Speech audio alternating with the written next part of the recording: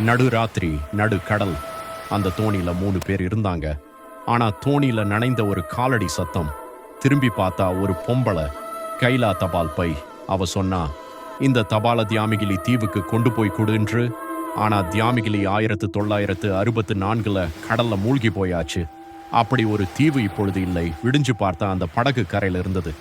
அந்த 3 பேரும் செத்து கிடந்தாங்க. அந்த தபால் கொடுத்த பொம்பளை யாரு? தியாமிகிலி. தியாமிகிலி யார்?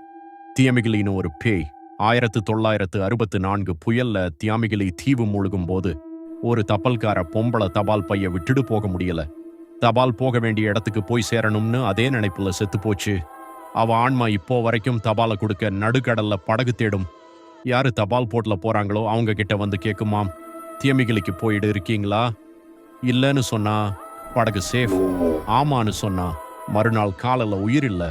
அதனால 60களில் தபால் பியூனுக்கு ஒரு ரூல் இருந்துச்சு. ராத்திரி நடுக்கடல்ல யாராவது கூப்பிட்டா திரும்ப கூட பார்க்க கூடாதுன்னு.